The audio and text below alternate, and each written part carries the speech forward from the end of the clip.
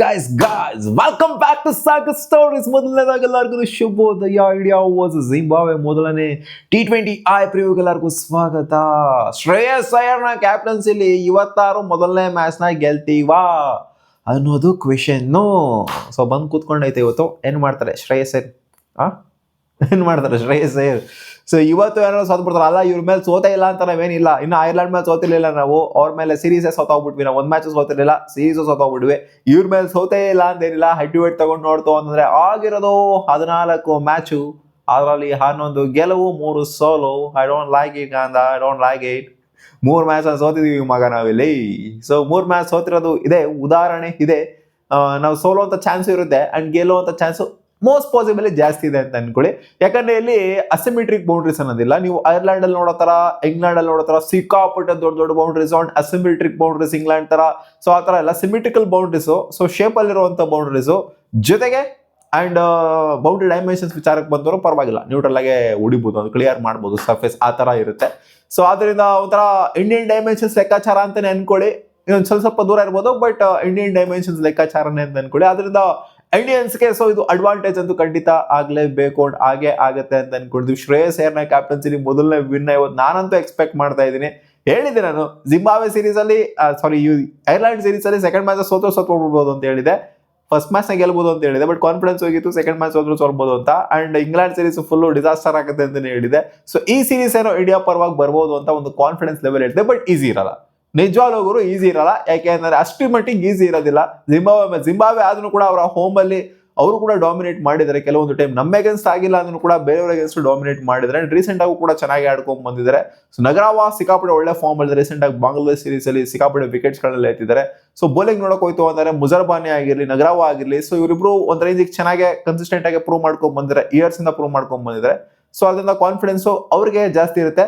ಯಾಕೆ ಅಂತಂದ್ರೆ India 2 series ನ ಬ್ಯಾಕ್ ಟು ಬ್ಯಾಕ್ ಸೋತ್ಬಿಟ್ಟು ಬರ್ತಾ ಇದೆ. ಹೆವಿಲಿ ಕಾನ್ಫಿಡೆಂಟ್ ಆಗಿ ಬರ್ತಾ ಇರುವಂತ ಜಿಂಬಾಬ್ವೆ ಟೀಮ್ ಇಂಡಿಯಾಗೆ ಉಡಿಲೇಬೇಕು ಅನ್ನೋ ಕಾನ್ಫಿಡೆನ್ಸ್ ಅಂತೂ ಖಂಡಿತ ಇದ್ದೇ ಇರುತ್ತೆ. ಕೆಳಗೆ ಬಿದ್ದಿದ್ದಾರೆ, ಇವ್ರನ್ನ ಎದ್ದೇಳಕ್ ಬಿಡಬಾರ್ದು, ತುಳಿತಾ ಇರ್ಬೇಕಂಗೆ ನಾನು ಒಂದು ಕಾನ್ಫಿಡೆನ್ಸ್ ಲೆವೆಲ್ ಇಟ್ಕೊಂಡೇ ಬರ್ತಾರೆ. ಯಾಕಂದ್ರೆ ಕಾನ್ಫಿಡೆನ್ಸ್ ಇರಬೇಕು ಗುರು. ಯಾವುದೇ ಆಪೋನೆಂಟ್ ಆಗಿರ್ಲಿ, ಇವಾಗ ಒಂದು ಟೀಮ್ ಸೋಲ್ತಾ ಇದೆ ಅಂತಂದ್ರೆ ಆ ಟೀಮ್ ಹಾಕೊಂಡು ತುಳಿಯಕ್ಕೆ ನೋಡ್ತಾರೆ ಹೊರತು ಇಲ್ಲ ಗುರು ಇವ್ರು ಹಂಗೆ ಹಿಂಗೆ ಅಂತ ಎದ್ರಕೊಡೋದಕ್ಕಂತೂ ಟ್ರೈ ಮಾಡೋದಿಲ್ಲ. ಇವಾಗ ಇಂಡಿಯಾನ ಹೋಗ್ಬಿಟ್ಟು ಭಯ ಇದೆ ಅಂತಂದ್ರೆ ಅದು ತಪ್ಪಾಗುತ್ತೆ. ಇನ್ನ Suryakumar Yadav captaincy Indian team ನೋಡ್ತು ಅಂದ್ರೆ ಎಲ್ಲಾ ಟೀಮ್ಗಳು ಕೂಡ ಭಯ ಪಡೋದು. ಸೊ ಇವಾಗ ಭಯ ಅನ್ನೋದಿಲ್ಲ, ಭಯ ಅನ್ನೋದನ್ನ ಹುಟ್ಟಾಕ್ಬೇಕಾಗಿದೆ. ಶ್ರೇಯಸ್ ಅಯ್ಯರ್ನ ಕ್ಯಾಪ್ಟನ್ಸಿಲಿ ಭಯ ಅನ್ನೋದಿನ್ನ ಹುಟ್ಕೊಂಡಿಲ್ಲ.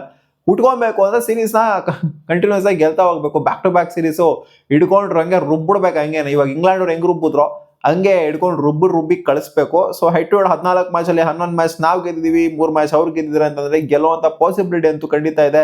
ಅಂಡ್ ವಿನ್ ಪ್ರೊಡಕ್ಟಾರ್ ವಿಚಾರಕ್ಕೆ ಬಂತು ಅಂದ್ರೆ 87% ಇಂಡಿಯಾ ತೋರಿಸ್ತಾ ಇದೆ, 87% ಇಂಡಿಯಾ ಗೆಲ್ಲುವಂತ ಚಾನ್ಸ್ ಇದೆ ಅಂತ. ಅಂಡ್ ಜಸ್ಟ್ 13% ಮಾತ್ರ ಇವ್ರು ಗೆಲ್ಬಹುದು ಅಂತ ಇದೆಯಲ್ಲಪ್ಪ. ಅಂದ್ರೆ 1% ಚಾನ್ಸ್ ಇದ್ರೆ ಸಾಕು, 1% ಚಾನ್ಸ್ ಇದ್ರೆ ಸಾಕು. ಏನು 100% ಇಲ್ವಲ್ಲ, ಇಂಡಿಯಾ 100% ಗೆದ್ದೇ ಗೆಲ್ಲುತ್ತೆ ಅನ್ನೋ ತರ. ಸೊ ಹರಾರೆ ಸ್ಪೋರ್ಟ್ಸ್ ಕ್ಲಬ್ ಅಂತ ಬಂದಾಗ ಈ ಒಂದು ವಿಕೆಟ್ ಪರವಾಗಿಲ್ಲ, ಬ್ಯಾಟಿಂಗ್ ಚೆನ್ನಾಗಿರುವಂತ ಸರ್ಫೇಸ್ ಏನೆ.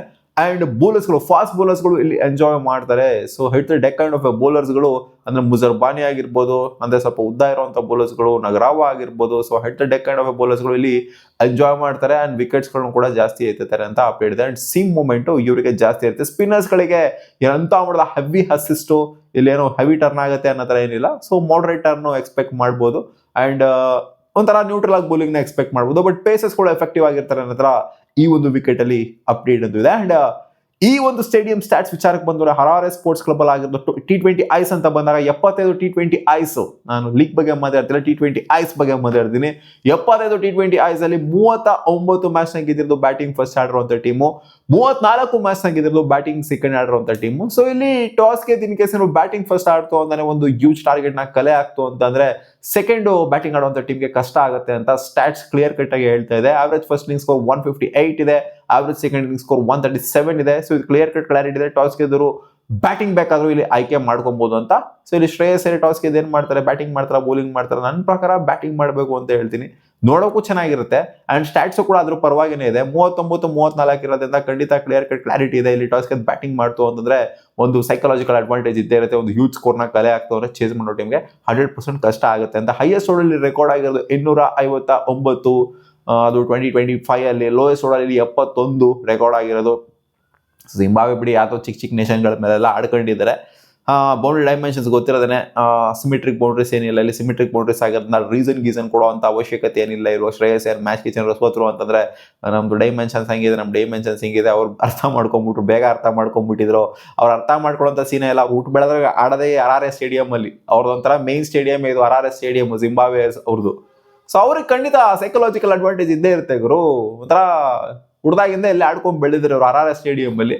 ಸೊ ಇವರು ಆಲ್ಮೋಸ್ಟ್ ಇಂಡಿಯನ್ ಟೀಮ್ ಅಲ್ಲಿ ಇರುವಂತ ಎಲ್ಲ ಇವಾಗ ಯಂಗ್ ಟೀಮ್, ಇದು ಏನು ಎಕ್ಸ್ಪೀರಿಯನ್ಸ್ ಟೀಮ್ ಅಲ್ಲ, Young team. Shreyas Iyer for that matter ಅವರೇ ಹೇಳಿದ್ದಾರೆ ಪ್ರೆಸ್ ಕಾನ್ಫರೆನ್ಸ್ ಅಲ್ಲಿ, ನಾನು ಫಸ್ಟ್ ಟೈಮ್ ಟೂರ್ ಮಾಡ್ತಿರೋದು ಜಿಂಬಾಬ್ವೆಗೆ ಅಂತ. ಚೆನ್ನಾಗಿದೆ ಇಲ್ಲಿ RRS ಸ್ಟೇಡಿಯಂ ಅದು ಇದು ಅಂತ ಹೇಳಿದ್ರೆ, majority of them first time tour ಮಾಡಿದ್ರೆ ಜಿಂಬಾಬ್ವೆಗೆ. ಸೊ ಅದನ್ನ ಖಂಡಿತ ಕಷ್ಟ ಆಗ್ಬಹುದು, ಕಷ್ಟ ಆಗಲ್ಲ ಅಂತ ಏನಿಲ್ಲ.